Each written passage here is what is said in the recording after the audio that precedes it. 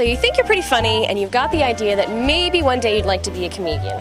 Well, there is a big difference between being a hit at a party and headlining at a comedy club.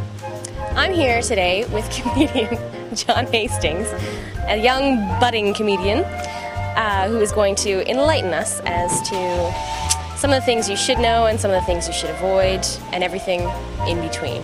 Thank you, John. Thank you, Bianca, for having me here. Hi.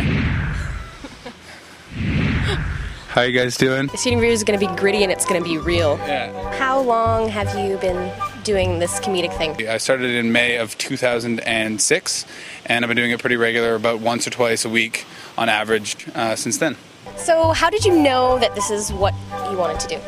Well, I've always sort of been funny. Like I was never good at sports or anything like that, so my big trick was to just make people laugh, and then I could avoid not catching the ball. With acting, the response is you have to wait until you leave and see the audience look at you and know, oh, that was a good show, that was a bad show, and even then you don't ever know. But with like stand-up, you know right away. If they're not laughing, you suck. Would you say that you're pretty much completely vulnerable when you're on stage?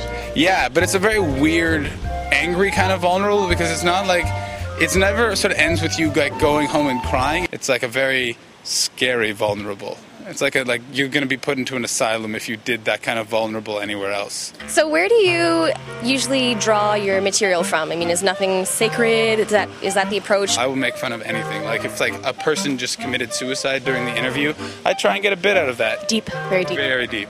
I'm also trying to branch out into knock-knock jokes, but it's a hard field to get into because they pretty much like knock-knock, who's there, banana. That's like one of the great classic jokes. You can't really improve upon that.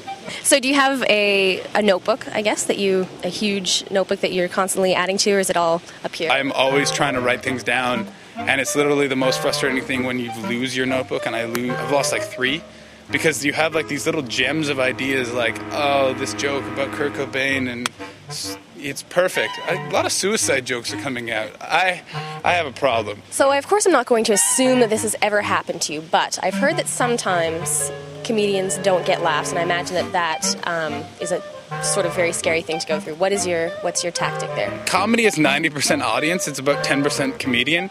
If the audience is a good audience, you could get up there and just take your shirt off and not even tell jokes and just like walk around and they would die. Or sometimes you're going to get an audience that doesn't want to hear any of your jokes. They've just decided they've come to hate something tonight. Sometimes you just suck, but most of the time it's their fault. And any comedian who doesn't blame the audience, I don't know how good a comedian they are. Anyway, do you have any last parting words for maybe a gem, a little piece of advice, a nugget perhaps that you could give anybody that's always thought, oh, I could do this, I'm funny, maybe I also don't excel in sports. Yeah. What would you like to say to those people? If you ever are thinking about doing comedy, a friend of mine, Dan Bingham, I think summed it up best. You just have to think of it like this, people. You're on the roller coaster, you're strapped in, and just think, we're ready, and let's go.